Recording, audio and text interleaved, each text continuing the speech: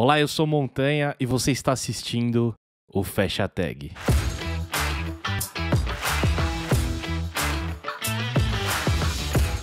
E a nossa convidada de hoje é a Diana. E aí, tudo bem? Como é que você tá? Cara, eu tô ótima. Tô...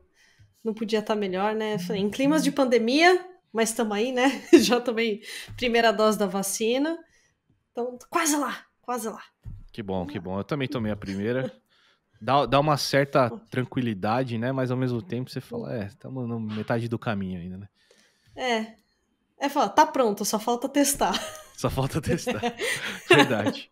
Pô, primeiramente, muito obrigado por aceitar o convite, participar, bater um papo aqui comigo. Obrigado, eu tive que cancelar a primeira vez aqui que a gente combinou. Então, pô, obrigado de novo por conseguir reagendar. Eu tô tentando fazer umas gavetas aqui, então a gente reagendou bastante pra frente. E, pô, pra quem não te conhece, por favor, se apresenta aí. Claro, primeiro quem agradece sou eu pelo convite, né? Muito bom poder participar, eu ouço. Na verdade, eu prefiro ver os vídeos, né? Porque você já entrevistou uma galera que eu conheço pessoalmente, e aí é bom ver o vídeo que você fala, nossa, faz tanto tempo que eu não vejo essa pessoa, né? Mata a saudade, né? Mas eu sou a Diana, eu sou desenvolvedora focada em back-end. Minha maior especialidade é PHP, mas eu também já trabalhei e trabalho com outras linguagens.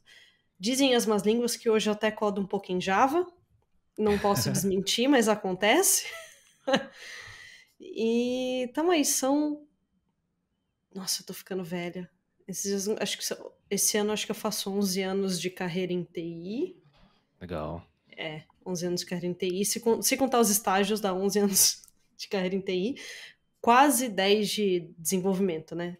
Já fui analista de sistemas, já fui analista de negócio, até cair na parte de desenvolvimento e falar, é aqui que eu gosto de ficar, e é aí que estamos. E hoje eu moro na Holanda, né? Países Baixos. Saí do Brasil no meio da pandemia, outubro do ano passado. Então foi uma mudança meio maluca, numa situação meio maluca do mundo, e continua sendo uma situação meio maluca. Eu não sabia que você tava na Holanda, que legal. E como é que foi isso? Fiquei curioso agora. Como é que foi isso? Você conseguir sair no meio da pandemia? Você, tipo, tinha planejado isso antes, e aí calhou, né? De ser uma parada na pandemia? Ou foi, sei lá, você recebeu uma proposta de emprego e falou, vem aí. A Holanda tá melhor? A Holanda tá melhor com a pandemia? Como é que tá por aí? A Holanda tava, mas agora nas últimas 3 semanas começou o que eles estão chamando de quarta onda. Foi Tá. uma atropelada de leve do governo, deu uns BOs aí com umas emissões de certificado negativo, que na verdade eram positivo, e aí o governo resolveu abrir as boates, e aí. Enfim. Mas Entendi. as hospitalizações, por enquanto, estão sob controle, apesar das infecções estarem muito altas, porque uma boa parte da população já tomou pelo menos a primeira dose da Tá. vacina, né? Então, eles estão segurando, mas tamo aí, né? O governo tá começando a restringir de novo. Tava aberto, bar, museu, cinema, agora tá com restrição de horário de novo e estamos esperando aí as próximas semanas para ver se eles vão fazer lockdown de novo ou não. E como é que foi isso? Como é que foi essa mudança aí? Foi uma proposta? Ou você tinha planejado? Você queria ir pra aí já? Não, ironicamente, em 2018, acho, né, que pandemia a gente perdeu noção de tempo, né? Sim. Mas em 2018 teve uma Symphonycon que foi em Amsterdã. E eu fui dar uma Legal. palestra nessa Symphonycon. E aí eles pagaram passagem e tal. Vim com meu marido, tipo, turistona, né? 2 dias de evento, o resto turista. E aí eu visitei uns lugares. Tem alguns brasileiros que eu conheço aqui. E aí, entre esses lugares que eu visitei, eu fui num PHP Amsterdã, um meetup que tem aqui. E Uhum. acabei indo na sede da empresa que eu trabalho hoje, que chama Momentive, que é ex-SurveyMonkey, que era chamada aqui de Usabila, né? A SurveyMonkey comprou a Usabila e agora a SurveyMonkey mudou de nome. E eu fui no escritório da época que era Usabila e fui assim, tipo, eu acho que foi uma sexta-feira à noite, então fui no happy hour dos caras, tomei cerveja, conheci um monte de gente, né? Comi e bebi de graça, suave. Aí chegaram pra mim e falaram: pô, você não quer aproveitar que você tá aqui, né? Conversa com uma galera, faz E uma codar, entrevista. fazer uma feature aqui? É. Não, eu falei assim, não obrigada. eu não pretendo sair do Brasil. Aí, 2 anos depois, estou eu aqui contratada pela mesma empresa que eu falei que eu não ia fazer entrevista. Então, não foi exatamente planejado. Caraca, que plot twist. Eu achei que você ia falar, não, pô, troquei uma ideia ali, aí me convenceram, aí eu Não! maturei a ideia, fui maturando. Inclusive, eu ganhei esse elefantinho aqui, esse PHP, da Diversity, do Aham. Renato, da Usabila, né, que vira e mexe participando dos podcasts aí também, um cara manja de Java e Kafka. E aí ele me deu de presente antes de eu voltar pro Brasil. Eu falei, não, já que você tá voltando, um presente aí da Usabila pra você. Eu falei, é muito Você simbólico falou hoje. que é Renato, ele é brasileiro? Trabalha lá também? É Renato, é brasileiro. É Pô, que Renato, legal. obviamente é Renato. Aí, Renato, vamos conversar aí também. Pode chamar. Da Pode hora. chamar. Pô, que legal. E aí, tipo, mas eu ainda não entendi o como que você foi para lá depois. Foi um hunt? A galera ficou, olha aqui, ó. Sabe aquele famoso papelzinho assim, ó? Você pode vir aqui, Então, foi mais ou tem menos essas assim, né? oportunidades aqui, ó. Eu tava trabalhando remoto para uma empresa gringa, empresa Tá. europeia, e aí o contrato tava para acabar, e as coisas não estavam indo muito bem, aí eu já não queria renovar, e aí eu tava pensando, pô, e aí, né, rolou o que rolou na política brasileira, e aí foi ficando cada vez pior, e tinha algumas coisas me incomodando demais, e aí quando eu falei acho que no Twitter, eu falei, gente, eu vou procurar um emprego novo, vou tirar aqui uns X dias aqui de sabático, que eu quero ficar de boa. Se alguém tiver alguma vaga e tal. E aí procurei, fiz umas provas, uma galera me mandou vaga. E aí, tanto o Caruso, o Gabriel Caruso, que agora é Uhum. Release Manager do PHP, e o Rafael Dons, que também era da galera do PHP no Brasil e tá morando na Europa faz mocota, eles falaram, ó, tá contratando aqui, né, a empresa que eu tô hoje e tal. Eu falei, não, eu não quero sair do Brasil. Eu ainda insisti. Aí passou uns dias, aí eles ofereceram de novo, eu falei, quer saber? Vou tentar.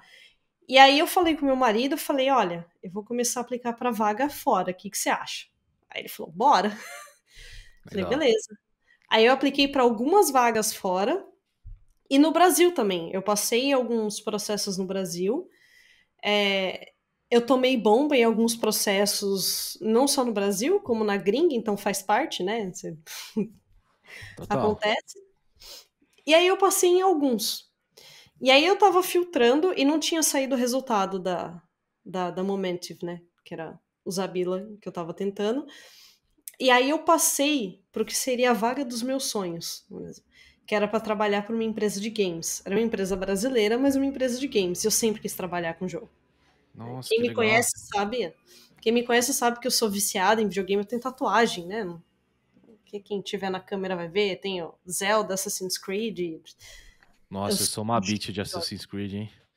então, Gosto pra né? caramba. Tá aqui, né? Tá, né? Muito Então, louco. e aí eu falei, nossa, eu sempre quis trabalhar com game, né? O sonho da vida. E eu fiquei com aquela vaga ali, e a galera, e aí, vai ou não vai? Eu falei, não. Aí eu falei pro meu marido, olha, eu posso trabalhar com games aqui no Brasil, ou a gente pode ir pra Europa. Ainda tem a diferença Caraca. dos pés ali, né? E você pode falar qual que é a empresa de games do Brasil? Eu É a de falo, foi uma empresa. Sorocaba? Ah, não sei se eles são Sorocaba. É uma empresa que chama Wildlife. Não, não conheço. É, não. Eu Eu também imaginei que não seria conhecia uma por que, nome. por você ser da comunidade PHP, putz, eu esqueci o nome da empresa agora, mas tem uma empresa de Sorocaba que faz, tipo, sistemas pra match de CSGO, sabe? Deve fazer de vários Ah, jogos, mas são mais famosos por isso, assim. De fazer. Tem um sistema que faz todas as partidas online ranqueadas de CSGO, assim, no Brasil. caraca. Aí eles são de Sorocaba. E é tudo em PHP, acho, tal. Já vi umas Porra, vagas de front pra lá também, fiquei, olha aí, eu da ia hora. falar, tipo, não conhecia, né?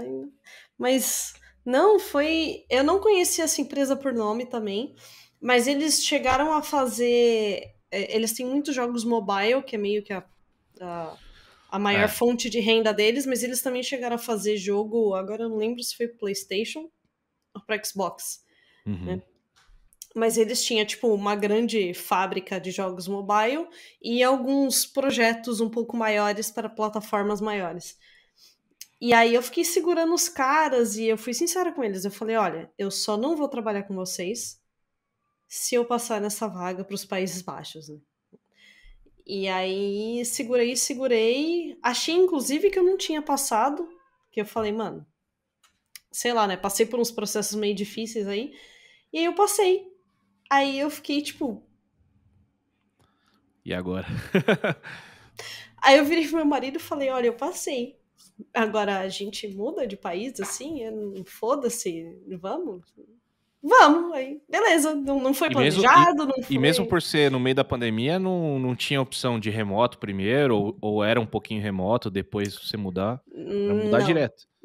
Já teria que ter a mudança, porque ai, tem uns esquemas, uns processos que você precisa aplicar com o governo. E eu até Tá. cheguei a conversar com eles, tipo, será que não rola um remoto? Porque na época que eu passei, para você fazer o processo de visto para os Países Baixos, você tem que dar entrada no consulado no Brasil. E o Uhum. consulado estava fechado por causa da pandemia. Ah, E aí eu falei, pô, tanto que eu passei, acho que no fim de julho ou agosto, e eu só consegui vir em outubro, né? Era para eu ter começado a trabalhar logo no, acho que no meio de agosto, no comecinho de setembro, e teve que atrasar porque a gente teve que esperar o consulado abrir. entendi. Então, aí eu fiquei mais um tempo de sabático aí, né? E nessa empresa de games, você, tipo, ia trabalhar desenvolvendo jogos mesmo? Ou ia ser, tipo, algum sistema, alguma coisa? Como que ia ser Não, isso? Ia ser era pra desenvolver o desenvolvimento de game mesmo. jogo mesmo. Que legal, que Em legal. C Sharp, inclusive, né? Foi a primeira linguagem, quando eu virei programadora, a primeira linguagem que eu trabalhei Aham. profissionalmente foi C Sharp. E fiz pair programming, fiz tudo em C Sharp, né? Aqueles whiteboard. E Sei, sei.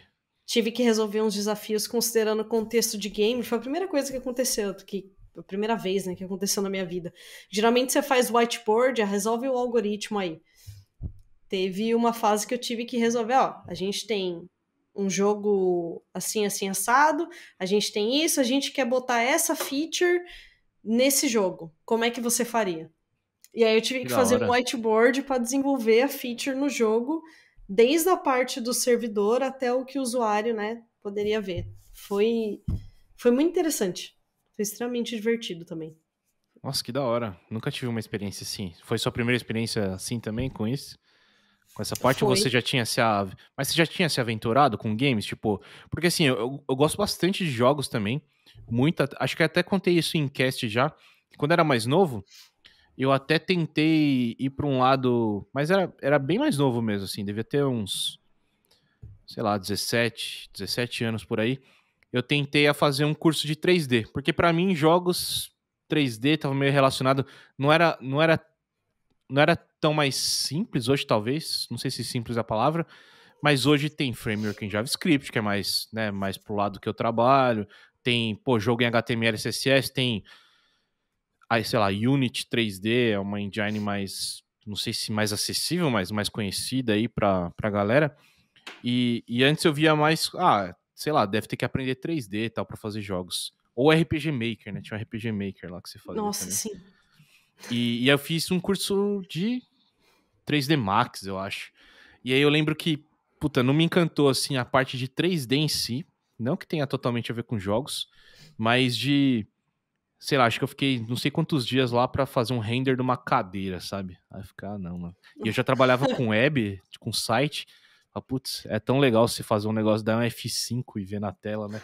E toda a minha experiência, minha parte com web também foi muito mais visual, sabe? Então eu sempre fui mais web designer, mais front-end. Então eu sempre fui muito visual.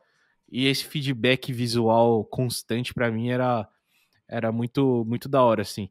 Então, eu nunca me interessei, assim, e até depois de mais velho, e até de saber dessas ferramentas, eu também nunca fui atrás, assim, eu gosto de jogo pra caramba, mas nunca fui atrás. Você já se interessou nesse sentido de, pô, pegar umas libs, pegar algumas coisas, fazer um joguinho? Você tem o Diana Já. Adventure aí no GitHub? Puta, não tem nada no GitHub, mas eu. Nossa, eu tinha no Bitbucket. Olha aí. antes do Bitbucket virar um grande substituto do GitHub para algumas pessoas. Mas eu usei muito RPG Maker. Tipo, eu comecei várias aventuras que eu nunca terminei, né? Só pelo prazer de brincar com a ferramenta, assim. Aham. E eu cheguei a usar. Nossa, agora eu não vou lembrar o nome da linguagem se você procurar no Google. Mas Lua? era aquela. Não, era É que Lua é a aquela mais que. famosa, né? Não, era para programar para Xbox. Que a Microsoft Hum, abandonou depois. Eu esqueci. Era muito baseado em C Sharp. não é Silverlight, não, né? Silverlight é a única coisa que eu Não, lembro da Microsoft, mais não. antiga. Era um. Puta, tem que ter 5 minutos no Google, dá pra achar, mas foi uma plataforma que a Microsoft desenvolveu para você poder fazer jogos por Xbox e outras coisas, né? Na época a Microsoft tinha intenção que virasse uma ferramenta global e obviamente não virou, tanto que alguns anos depois eles abandonaram. Mas Aham. eu cheguei a fazer um jogo de Pong. Você tem que começar de algum lugar, né? E aí esse Sim. jogo de Pong, ele tinha tanto a parte visual, né, que era aqueles pixels ali que bate e rebate a bolinha, mas Aham. você tinha que fazer os cálculos de partícula. Aí foi a parte, eu falei, eu até se minha conta do Bitbucket estiver ativa, esse código deve estar lá em algum lugar. Mas tem aqui, né? Tem a barra, vai bater a bolinha. Eu tive que fazer os cálculos na mão, porque eu queria aprender, então fiz tudo na mão, dos reflexos, né, físicos da Nó. bolinha. Se ela vem desse ângulo, para onde ela vai. E aí eu tive que fazer algumas tentativas, e aí eu acho que quando eu terminei, tipo, tinha um ângulo muito específico que a bolinha batia e ia pra puta que pariu, porque não fazia sentido nenhum, e eu não conseguia arrumar. E aí eu olhei e falei, nossa, onde que eu tô errando nos cálculos? Eu falei, foda-se, aí eu não terminei. Nessas horas que você para pra pensar e fala assim, putz, um jogo aberto deve ser difícil pra caramba programar um jogo aberto, né? De maneira. Nossa, sim, eu vejo essas coisas, eu sempre fico de olho até hoje. Sai lançamento de jogo novo, pode ser para qualquer plataforma, até plataforma que eu não tenho. Eu olho e falo, nossa, eles estão usando esse tipo de ângulo de visão e aí você pode fazer isso, aquilo, outro. Eu falo, nossa, como que eles estão fazendo tudo isso, cara? Ainda mais imagina, MMO, que a galera tem que se Nossa, comunicar via socket, porque precisa ser em tempo real. Como é que verdade. o servidor lida com isso? Porque você falou, aí você começa devagar, né? Loucamente. Porque você fala, porra, tem uma cacetada de servidor, mais 10x cacetada de usuário. Tem que ser tudo em tempo real. E o tempo real é um usuário lá na China faz uma ação, se eu tô no mesmo mapa que esse cara. Por isso que eles tentam dividir em servidor, né? Mas vamos supor que eu tô no mesmo servidor que o cara da China. Aham. O que o cara fez ali, eu que tô aqui tenho que ver o que ele tá fazendo. Então o cara tem que fazer lá, tem que vir pro servidor, bater em mim, processar e renderizar aqui, ver a minha percepção, o que eu vou fazer, pegar e mandar de volta pro cara. E você fica, meu Deus, É, isso é como? uma ação, né? Pode estar acontecendo umas 50 ao mesmo tempo, né? Exato. É embaçado. Eu lembro que quando eu comecei, eu joguei Destiny por um bom tempo, uns 3 anos por aí. Eu joguei o Destiny 1, 2. E eu lembro que o Destiny, ele era um dos jogos que, desde que lançou, ele tinha uma API pública muito da hora, assim. E era muito louco ver isso, sabe? Porque a API que eles mostravam tinha dados de tudo, assim. Então, da onde o seu personagem tava, ele tá andando, os itens que tem no seu inventário, os dados do tiro, da onde veio. Cara, tinha dados de tudo, assim. Você ficava, meu Deus, cara, é muito louco, né? Você Uhum. ter todos esses dados e todos funcionando ao mesmo tempo. Nossa, imagina, sei lá, um Battlefield também com 60 pessoas lá ao mesmo tempo jogando. Nossa. Tem umas coisas surreais, né? Muito louco. E esse trampo que você tá agora? O que você tá fazendo lá? Com que tecnologias você tá usando? Você mandou um Javinha aí. Como é que tá lá? Cara, eu gosto muito do que eu tô fazendo agora. Eu até brinco com o pessoal do time, né? Que a gente fala que a gente tem uma arquitetura muito sexy no back-end, que muita gente fala sobre, mas nem todo mundo tem, né? Mas a gente tem muita coisa, né? É praticamente tudo microserviço, Tá. mas não à toa, né? Tem motivo para os microserviços existirem. Então, eles são divididos em domínios, né? Então, você consegue botar um grupo de microserviços sob responsabilidade de um time só. Então, os times se responsabilizam pelo domínio. Aí os times eles são responsáveis por tudo, né? Desde da implementação das features até o deploy. Uhum. Então, a gente configura o deploy, a gente define quais os resources que a gente vai usar, a gente usa Kubernetes, Kafka, PHP, Java, Elasticsearch. Então, você tem tudo isso combinado numa arquitetura assíncrona baseada em microserviços, usando Kafka para todo lado. Então é um negócio assim que é muito bonito de ver e é um desafio extremamente interessante, porque eu acho que é a primeira vez. Eu já tive algumas situações onde eu tive que desenvolver para produtos assíncronos e coisas da nuvem, trabalhei com fila, trabalhei muito com RabbitMQ, mas essa é a Uhum. primeira vez que eu estou num ambiente que é realmente 100% distribuído e assíncrono. E aí você tem alguns desafios meio diferentes e bizarros que você para e pensa e você fala, nossa, como é que eu vou resolver isso aqui? Porque você tem alguns padrões que eles são diferentes. Então, você, por exemplo, abre mão de algumas normalizações de banco de dados para poder lidar melhor com a questão de microserviço, porque Aham. você tem que confiar na fonte original, né? Então, se o seu microserviço está recebendo uma informação, você tem que confiar que aquela informação no estado que deveria estar com o seu microserviço. Então não Uhum. faz sentido você fazer todos os passos de normalização de banco de dados, porque isso inclusive gera problemas na frente. Porque às vezes você precisa reprocessar a informação, as coisas são assíncronas, então você não consegue garantir que tudo está seguindo em ordem. E aí, E se quando você você fala que é restringe. assíncrono, é tudo baseado numa cadeia de eventos, assim? Tipo, é disparado Exato. vários eventos, algum lugar escuta e devolve e tal. Entendi, entendi. E quando você Exato. fala domínio também, tem alguma coisa a ver com aquele pattern de DDD ou não tem nada a ver? Vocês usam esse Tem pattern? bastante, tem bastante, mas eu acho que como em todo lugar, nenhum lugar no mundo usa 100% de pattern Sim, nenhum, sim. né? É, exato. Mas tem muito desse conceito, porque você tem o domínio, que na verdade é um ponto de vista mais voltado para negócio, só que usando Tá. uma linguagem que todo mundo entenda, né?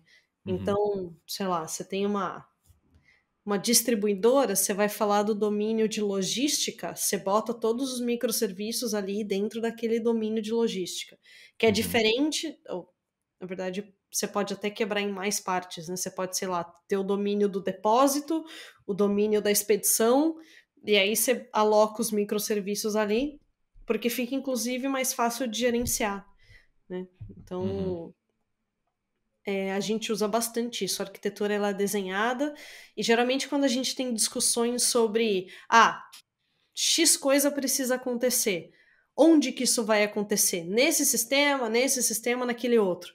E aí, geralmente, para responder essa pergunta, você quer na questão dos domínios. Espera, essa questão X que precisa ser resolvida, ela é que parte do negócio, né? Aí você fala, Uhum. sei lá, isso tem a ver com expedição. Então, possivelmente vai ficar na parte de expedição. Aí você discute com o pessoal de expedição. Mas a gente precisa desse dado no formato Y. Quem transforma os dados para chegar na expedição? Aí você vê, tem essa parte aqui de. Eu não sei o que acontece exatamente antes da expedição, uma parte de logística, mas você tem esse Aham. departamento X que fornece as informações para a expedição. Aí você fala, então quem vai fazer a transformação desse dado vai ser esse departamento X. Então isso ajuda a localizar as Entendi. coisas e você até sabe com quem discutir quando o seu time precisa implementar uma nova feature. Então, Tá. Isso é bom, por um lado, né? Quando a gente fala de microserviços e essa separação por domínios é bom, porque de uma certa forma eu entendo que fica mais organizado e você sabe com quem falar. E qual que é o trade-off disso, sabe? Eu imagino que. Porque tudo tem um trade-off, né? Eu imagino que talvez fique mais burocrático isso, ou você acha que não? E também, qual que é o trade-off de ter vários microserviços, assim? É, vocês têm uma abertura para usar a tecnologia que vocês quiserem em cada um dos times, das tribos, não sei como vocês chamam, e aí fica meio que destoante. Eu queria entender, assim, um pouco do que você acha sobre o trade-off, assim, do que é complicado, né, nessa arquiteturação, assim, de deixar tudo por domínios. Eu acho que ficar mais burocrático não é exatamente algo que acontece, aí eu acho que vai depender muito Tá. da empresa, né? Porque se você tentar se basear lá naqueles princípios é ótimo, né? Nos princípios ágeis, Aham. né? Nos 12 princípios e tudo mais, do manifesto original, nem falando de Scrum nem nada, né? O que importa mais é a comunicação. Então, se Tá. você não enferrujar tudo com processo desnecessário, não chega a ser um problema, né? Porque você fala, poxa, eu preciso fazer isso aqui, mas eu sei que esse meu serviço vai produzir essa mensagem que vai cair nesse tópico, né? Uma mensagem baseada em evento, né? E aí eu sei quais os times ou domínios que vão consumir desse tópico. Uhum. Aí eu já vou e aviso, falo, gente, a gente vai fazer tal coisa que vai produzir tal produto para esse tópico que vocês consumem. Tudo bem? Vocês precisam de ajuda? Então, geralmente, você vai muito na conversa, né? Mas Maneiro. também não é a moda caralha. Você tem uma galera de arquitetura que fica de olho para que as peças, no fim das contas, elas têm que fazer sentido. Então, eu Uhum. não posso simplesmente tirar do cu uma ideia de feature Uhum. e de repente espalhar em todos os domínios e falar, isso aqui que eu vou fazer vai impactar todo mundo, porque foda-se, porque eu quero fazer assim. Geralmente, quando você tem uma mudança que aí vai impactar muita gente, porque é uma coisa muito diferente, ou é nova, ou porque realmente a consequência é impactar muitos times, você leva essa discussão para um board de arquitetura, Tá. e aí o board de arquitetura discute, mas não sozinho. Você e todos os membros do time podem participar e dar seus pitacos. E aí, no fim das contas, você sai com uma ideia geral de todo mundo do que seria melhor, o que causaria menos impacto, ou o que é melhor de, de você preparar agora e entregar, que você pode melhorar no futuro, enfim. E aí sai. Não é exatamente sem burocracia nenhuma, mas eu Tá. não sinto que é algo que. Pelo menos eu, não posso falar pelas outras pessoas, mas eu não sinto que é algo que trava o meu trabalho. Eu entendo esse processo de, poxa, isso aqui vai mudar muito. Eu já chamo alguém da arquitetura, falo, ó, a gente vai fazer isso. Tem um dia lá da semana que a gente discute, todo mundo junta os caquinhos, a gente abre um pull request de uma ADR lá, né? De um documento arquitetural, e aí Uhum. todo mundo vai lá no repositório, comenta, discute, quando todo mundo concorda, ou quase todo mundo concorda, você faz o merge, e aí fica lá nos docs do repositório daquele microserviço o histórico de por que você tomou aquela decisão e por que todo mundo tem que seguir aquilo. E aí todos os microserviços têm isso, então às vezes até você está na dúvida de como você conversa com outro serviço, você pode ir lá na parte de documentação dele e ver quais decisões que eles tomaram. A gente, a gente até tem alguma liberdade de tomar decisões sobre tecnologias que a gente vai usar, mas a gente Uhum. tem que ter um bom motivo. Né? Eu não posso Tá. chegar e falar, olha, a gente precisa fazer esse microserviço novo e eu vou escrever em Go. Aí vão perguntar por quê? Eu não posso responder porque eu quero, porque eu tô estudando, Tem tipo porque é uma legal. guidelines, então. É, não tem nada que seja escrito em pedra, mas vão Tá. falar para você, olha, então você vai e apresenta para os outros times por que que você quer trabalhar nessa linguagem. Uhum. Porque você tem os trade-offs, né? Ah, eu tô estudando Go, acho o Go mó legal. Eu quero aplicar no meu microserviço. Só que geralmente quando a gente pensa assim, você não pensa no resto, né? E os outros Sim. times? E os Exato. outros devs do seu time? Todos eles têm conhecimento em Go para lidar com isso? Uhum. Todo mundo sabe, poxa, a gente é responsável por implementar a feature, testar. A gente tem os QAs e tal, né? Mas teste automatizado, né? Tem coisas que a gente faz. E fazer o deploy, definir recurso e tal. Você vai conseguir monitorar uma aplicação em Go? Você sabe o que é um problema, o que não é um problema? As outras pessoas do seu time sabem? As outras pessoas que podem ajudar a monitorar e quando der um BO gigante, o telefone de alguém toca de madrugada quando dá um problema gigante. Essa pessoa que vai atender o telefone, ela sabe resolver? Ela sabe trabalhar com Go? Então, não sabe. Mas Eu queria muito trabalhar com Go. Ah, por quê? Ah, porque nessa situação específica tem essa feature do Go que vai ajudar muito a gente. Tá, mas você se responsabiliza por educar os outros devs? Porque até todo mundo tá sabendo, o único responsável vai ser você, né? Então, além de tudo, você vai ser um bottleneck, né? Você vai ser um gargalo. Aham, Então, se você conseguir convencer todo mundo que tá tranquilo você fazer em Go, você faz. entendi. Se não, né? O pipeline tá pronto para rodar Go? Porque a gente já tem tudo pronto. Ah, passa PHP, passa Java, passa Ruby. Vai passar Go? Ah, não. Mas eu posso fazer. Você sabe fazer? Não. Aí complica, né? Sim, total. Da hora. A parte de burocracia que eu falei, eu acho que é inevitável, porque o que a gente passa lá na nossa empresa hoje, que eu vejo assim, né, que é uma parada entre times, assim. Então, a gente também tenta separar por domínios, né? É, e quanto mais a empresa vai crescendo, mais isso vai se fragmentando, né? Esses domínios vão se fragmentando mais. E eu acho que é inevitável o lance da burocratização é de você ter essa dependência entre times, sabe? Entre serviços, assim. Então você precisa dessa feature ou desses dados de certo serviço, e isso tem que ir para um outro time que tem uma outra priorização, uma fila, enfim, aí começa a parte mais politicagem ali da coisa, sabe? De que quando você é Sim. menor, você, né, tá tudo um pouco mais no seu controle ali. Você, a gente precisa disso, então vamos mudar aqui e faz isso, né? Acho que não tem como. Quanto mais você vai crescendo e, e, e acho que esse tipo de arquitetura, esse tipo de solução é bacana para dar o contexto para cada um dos times, né? Deles terem responsabilidade de ponta a ponta, né? Do que eles estão fazendo, mas tem que ter essa política de boa vizinhança, né? Para fazer tudo funcionar também. Sim, né? É, mas tem suas vantagens também. É, você acaba. Eu acho que é quando você faz direito, né? Eu também acho que não é todo lugar que respeita essa autonomia entre times, mas você acaba atuando quase como se fossem micro startups. Você tem o back-end, o Boa. front, o designer, a galera de produto. Então você realmente tem essa sensação de responsabilidade. Tipo, ah, eu faço parte de uma empresa muito maior. Eu cuido desse pedacinho aqui, quase nada do produto, mas é meu pedacinho de produto. Então Uhum. eu sou responsável pelo que entra e pelo que sai. E eu tenho a liberdade e a responsabilidade de tomar algumas decisões. E isso é muito interessante, né? Porque você acaba ficando com skin in the game, né? Que a galera fala. Porque Uhum.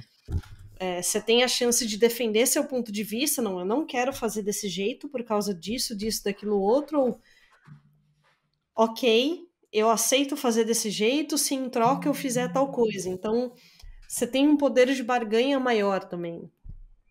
É interessante. Eu tenho gostado bastante. Pô, bem legal. E esse ponto de vista é legal porque na nossa empresa lá também tá rolando isso, né? Além dos microserviços, você comentar que são micros startups, né?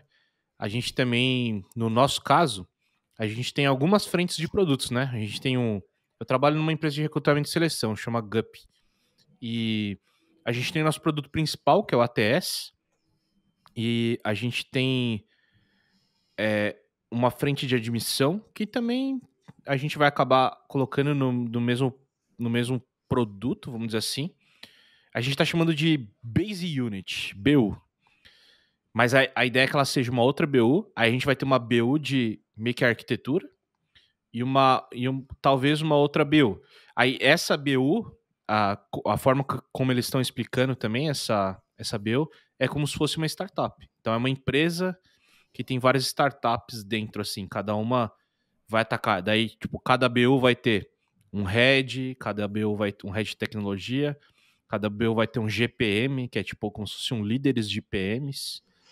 E aí dentro de cada BU tem os times, que a gente pode chamar de domínio, né, que você comentou. E aí cada domínio tem os seus times verticais ali, né, tipo, com os devs, tech lead. E a gente tem agora também um cargo que é o que eu tô de tech manager, que é uma pessoa que, lidera 2 times, mas só na parte de gestão. Cada time tem uma liderança técnica, e aí cada 2 times a gente tem um tech manager para cuidar da parte de gestão, assim. Então a gente tá fazendo umas mudanças, assim, é bem legal também, essa parte de pensar aqui como se fossem micro empresas ali dentro da mesma empresa, né? Bem Sim. maneiro. Pô, Diana, eu fiquei com curiosidade para saber também, como é que foi para você deixar o Brasil, apesar de você a gente falar dos problemas do governo e da situação que a gente está passando aqui, né? E da nossa moeda também, né? Ser tão favorável a gente trabalhar fora. Mas como é que foi para você? Porque, pô, eu te conheço. A gente não se fala, né, muito, mas eu te conheço faz um bom tempo. A gente já conversou lá no Deve Nossa, na Estrada, já se trombou em eventos e tal. E, pô, você era uma pessoa super ativa aqui. Tem banda. Eu falei tinha, ó, já tô supondo aqui, ó. Tem banda, tem um monte de projetos, muito ativa na comunidade. Então você até comentou que, sei lá, talvez por conta da comunidade você esteja aí trabalhando onde está, por conta das pessoas e das coisas que você conquistou aqui. Como é que foi para você ter essa mudança? Como é que foi pra banda? Você tá com a sua banda ainda? Você levou a banda inteira pra Amsterdã? nossa, se eu pudesse, né? Foi. Cara, eu tinha dois grandes motivos para não querer sair do Brasil, que era a Tá? banda e o Kung Fu, né? Que eu pratico. Eu faço Verdade. Wing Chun, eu faço Wing Chun pela denominação Moyat e eu não queria parar. Sempre foram duas coisas muito importantes para mim. E aí, mano, chegou a pandemia. A gente já tava no meio da pandemia. A pandemia ela mudou tudo, né? Sim. E eu já tava ficando incomodada e eu insistia na minha cabeça, falando, não, eu vou ficar aqui porque eu tenho essas duas grandes coisas que me mantêm aqui. Questão de amigo e família, minha família, os meus amigos que me conhecem, sabe? Falam, pô, eu posso ficar 2 anos sem falar com você. Se eu fui com a sua cara, a próxima vez que a gente for se ver, vai ser como se tivesse passado uma semana e olhe lá. Então, pô, se eu for pro Brasil agora e a gente se trombar num evento, eu vou chegar e voltar, eu vou te dar um abraço, falar, e aí, como é que tá? Então, não é. Eu não sou aquele tipo de pessoa que não é porque as pessoas estão longe que elas morreram pra mim. Então, Sim. esse ponto pra mim nunca chegou a ser um problema. Mas Kung Fu e banda pegava. Aí veio a pandemia.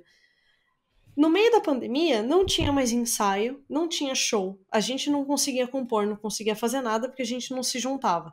Sim. E apesar dos pesares, ironicamente, eu não consigo, nem eu nem ninguém da banda conseguia, né, na época. Vamos fazer que nem. Tem muita banda gringa grande que faz isso. Vamos cada um na sua casa, compõe um bagulho aí numa trilha, a gente faz umas demos, faz um call aí, discute umas ideias, junta as coisas e vê no que dá. Eu gosto muito dessa questão de estar no estúdio e Não aí tem a você tá sinergia, né? tocando, aí alguém puxa um riff e fala, olha, que legal, e aí vai ideia em cima de ideia porque apareceu ali, e aí eu Pode crer. sou meio antiquada nisso, eu não gosto disso em mim, assim, eu estou tentando mudar, mas isso é um negócio que faz muita falta pra mim. Então, quando chegou a pandemia, a gente não tava fazendo isso. A gente até tentou fazer uns encontros online e tal, mas não tinha muita perspectiva, porque não ia poder fazer show. Outras bandas se deram muito bem Sim. adaptando as coisas para online, mas a gente não ficou muito nisso, então a gente meio que tava esperando as coisas se acertarem. E aí nisso, como a gente não podia mais ter contato físico, né, o pessoal das práticas lá do Kung Fu teve que se adaptar também. Então a gente começou a fazer umas reuniões semanais para discutir teoria, análise, né?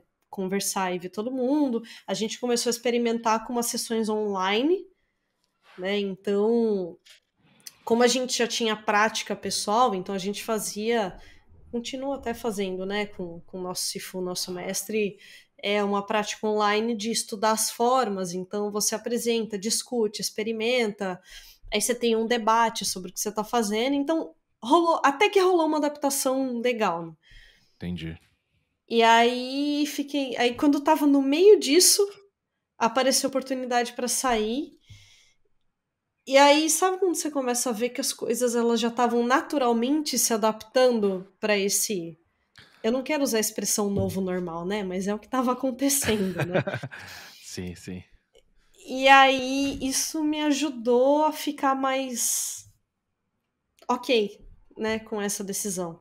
Então, eu falei com o pessoal da banda, a gente até quer produzir coisa nova, gravar, a gente até falou de fazer algumas coisas online, aí eu até consigo gravar voz para pelo menos alguma demo em algum estúdio aqui. Eu até comprei o microfone que eu estou usando aqui, né, para gravar isso. É um microfone legal que eu já comprei para eu poder praticar e gravar coisas musicais também.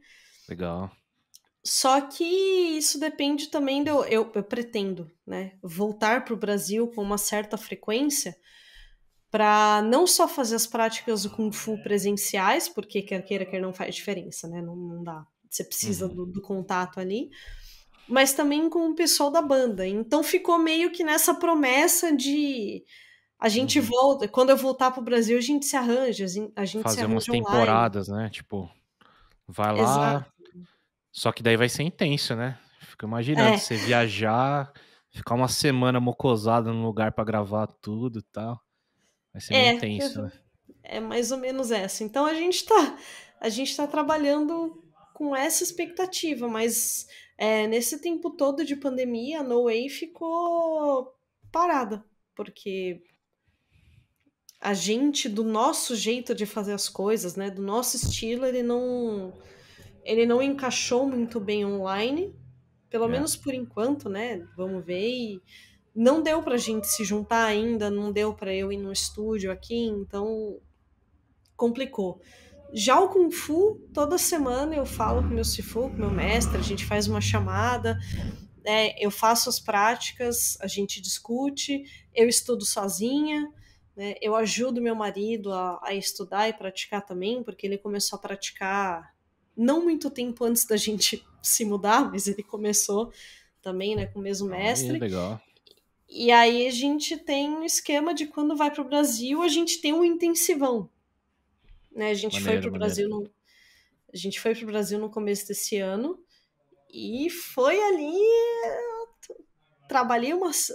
Trabalhei a ideia era trabalhar 2 semanas, né, no horário daqui. Eu terminava de trabalhar mais ou menos 2 da tarde, era almoço, um cochilo, e ia lá para casa do meu mestre e ficava sofrendo até 11 da noite, voltava para casa, jantava, dormia, acordava às 5 da manhã. Caraca. Fiquei moída. Principalmente porque a gente ficou preso no Brasil, né? Porque rolou o flight ban, justo quando a gente estava no Brasil. E Nossa. aí a programação de 3 semanas no Brasil virou 2 meses. Caraca, mano. É. Putz, verdade, teve essas paradas de. A minha irmã também, ela vai viajar ainda, né? Acho que final do próximo mês aí, ou no meio do próximo mês de agosto, por aí. E também ela ainda tá, né? Porque como ela ainda vai viajar, ela ainda tá apreensiva com essas coisas de a qualquer momento pode fechar, né? Pode ter mudança, pode não ter voo direto, né? Então, não vai ter voo direto daqui, ela vai pro Canadá, né? Aí, não tem voo direto daqui pro Canadá, daí tem que fazer, como fala? Conexão, né? Conexão Conexão. em algum outro país, aí tem que, putz, mó loucura isso aí, né? Tá embaçado.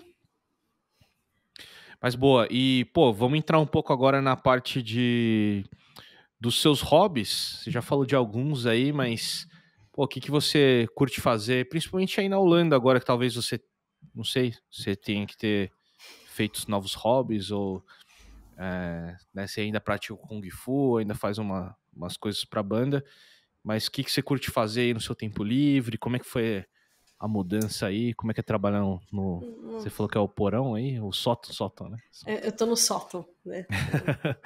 Ainda tem até o telhadinho aqui, ó. Isso aqui é Olha aí que telhado. beleza. Inclinadinho.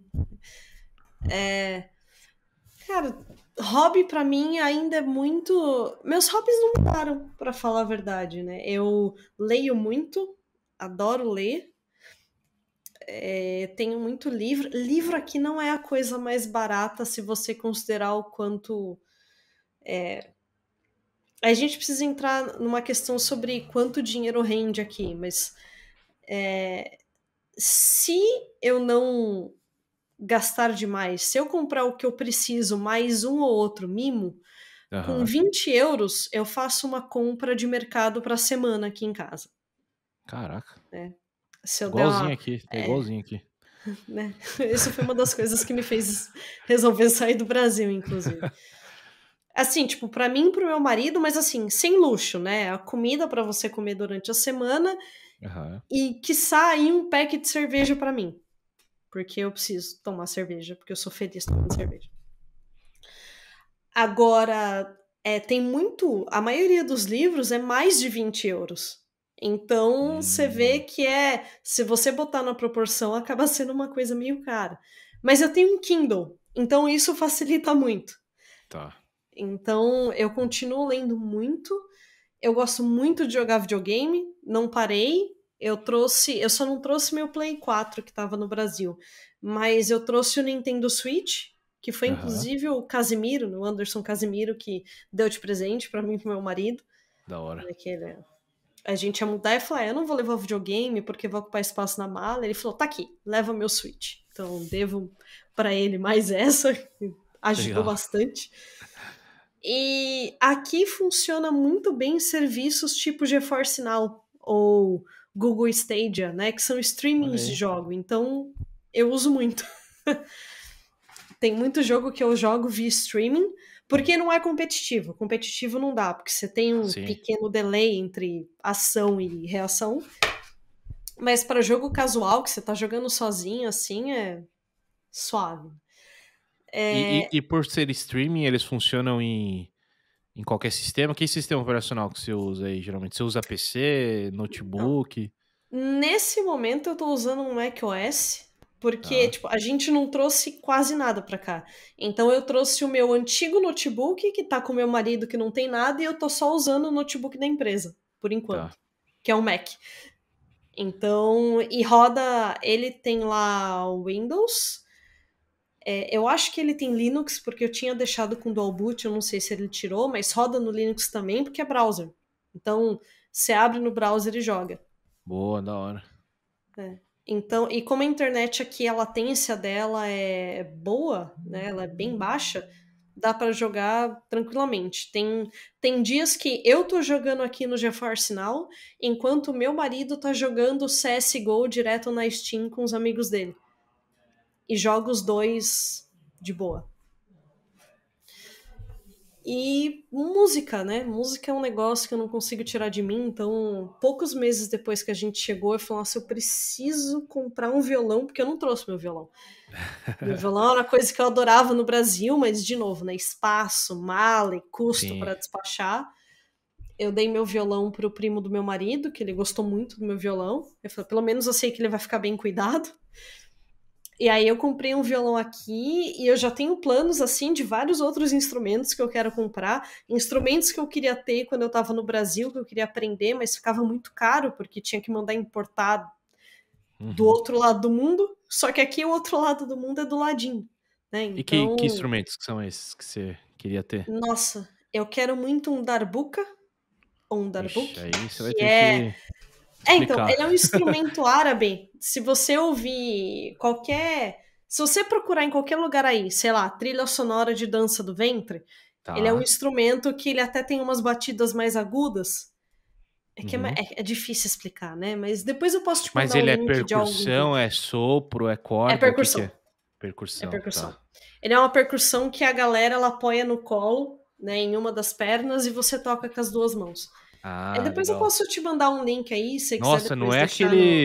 não é aquele do meme não, né? Que tem um carinha cantando assim. É, É esse só aí? que isso é um darbuka. Só que esse cara do meme, mano, esse cara do meme ele é foda. Ele tem um canal no YouTube que ele É. faz várias paródias depois que ele ficou famoso, mas é que ele é cego. Então ele Olha toca aí. com o darbuka, não é do jeito tradicional, né? Se você vê o vídeo dele, ele bota no meio das pernas. O darbuka ele é de lado, você apoia ele numa perna só e toca com as duas mãos enquanto ele tá apoiado numa perna só, meio de ladinho. Ele Ah, apoia no meio da perna e ele toca lá. É da hora, inclusive, é o da hora. A canal primeira dele. vez que eu vi foi com um meme com um gatinho, assim, ó, que o gatinho fica assim, ó. Sim. Aí, eu vi um de JavaScript. Então, assim, era instalando Node Modules. Daí ele começa a bater e fica lá, instalando. Tararantam, daí fica lá, sei lá, 5 minutos dele Ai, eu louco. vi esse vídeo também. É muito bom. Então, isso é mais ou menos o som de um darbuka, né? Só Legal. que você pode tocar ele de várias maneiras e eu acho incrível. E eu consigo comprar aqui por um preço não tão exorbitante, Por 20 mas euros, também não, brincadeira. não chega a ser, chega a ser mais caros. Eu vi uns de iniciantes, assim, modelo de entrada, cento e poucos euros. Aham. Então, tipo, dá pra comprar. E o outro que eu quero muito também é um instrumento árabe, apesar eu quero o modelo turco dele que chama oud, que é como se ele fosse uma viola, só que ele é baulado assim, ele é gordinho no fundo e Tá. ele costuma ter 11 cordas. Tem alguns de 10, alguns de Caraca. 11.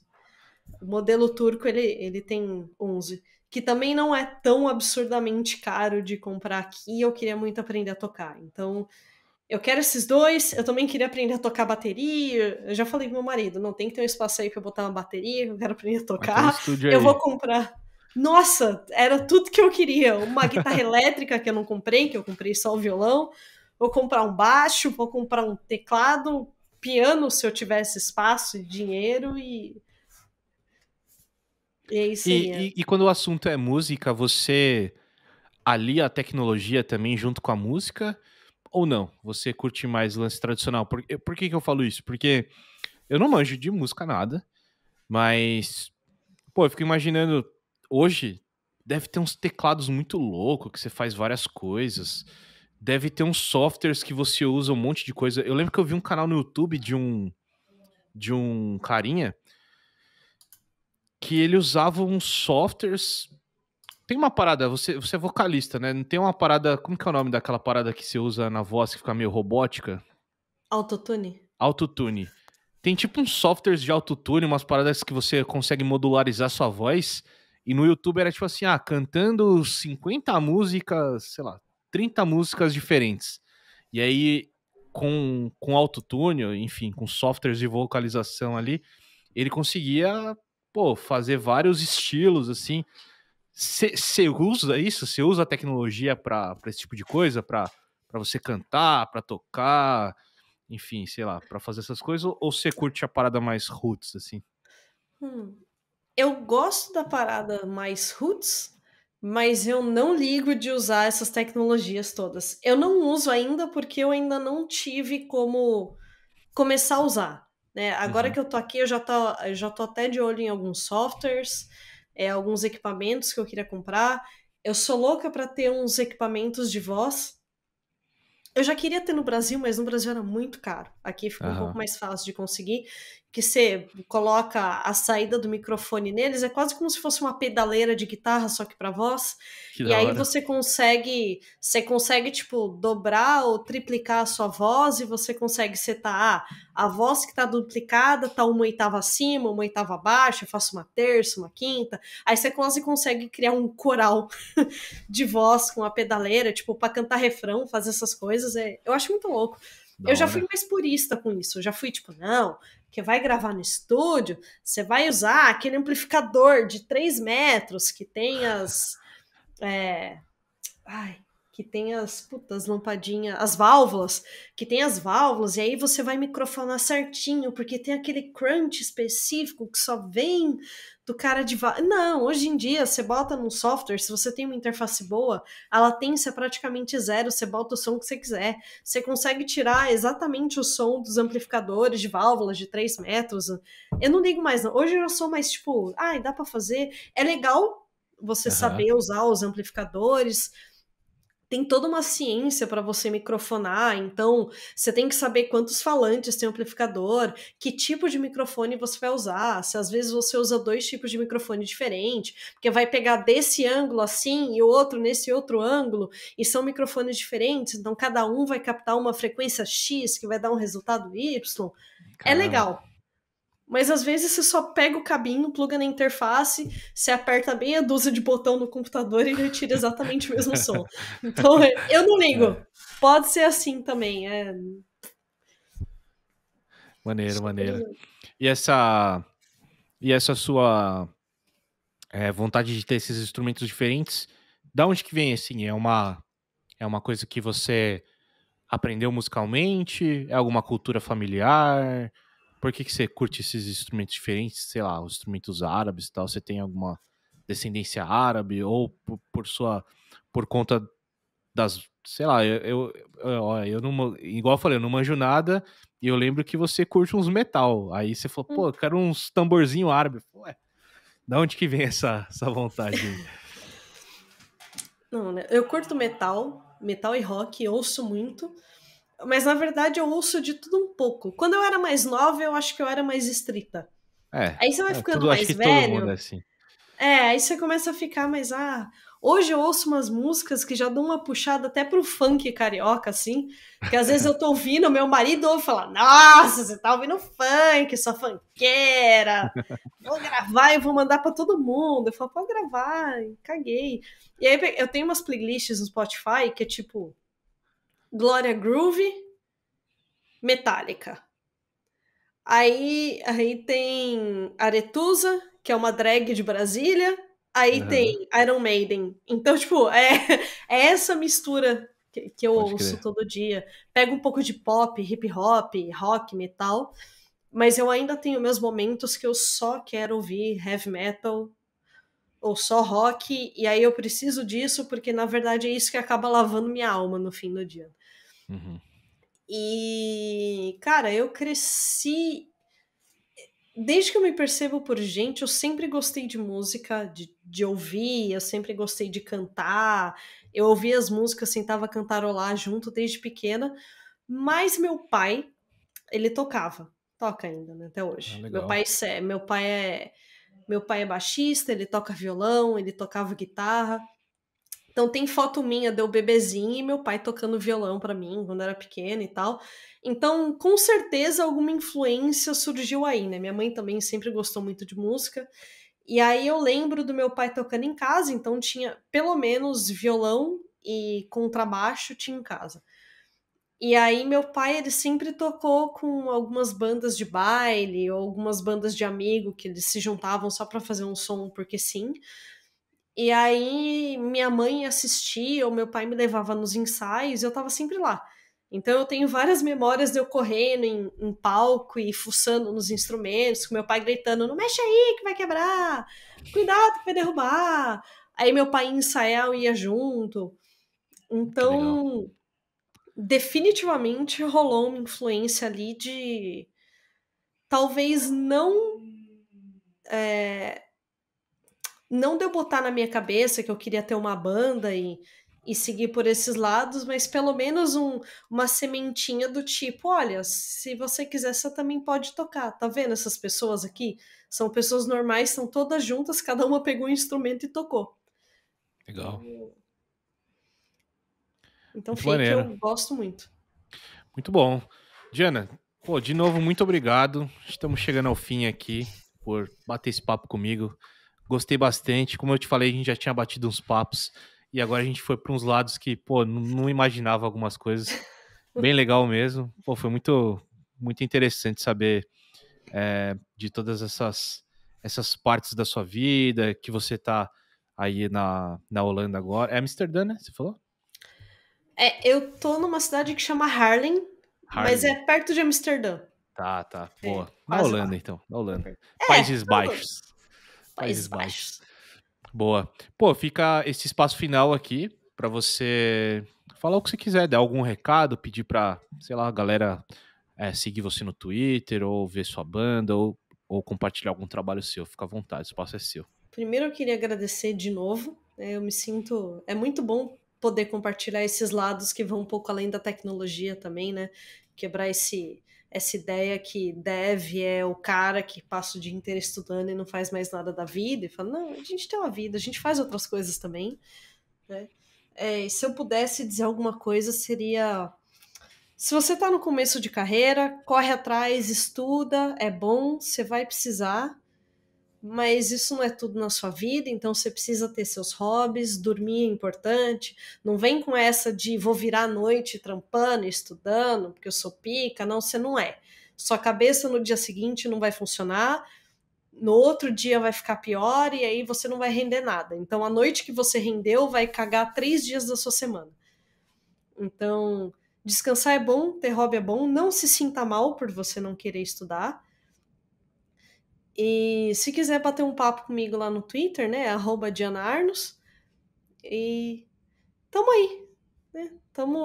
Tecnologia é bom, gosto, ter hobby também é bom que você tenha o seu, e não desista, né? Muita gente começa na programação, acha que é muita coisa, que é difícil, tudo é difícil. Se você quiser ser médico, vai ser difícil também. Então é o famoso bota a bunda na cadeira, estuda e insiste. Você vai quebrar uns códigos, você vai criar bug em produção, faz parte.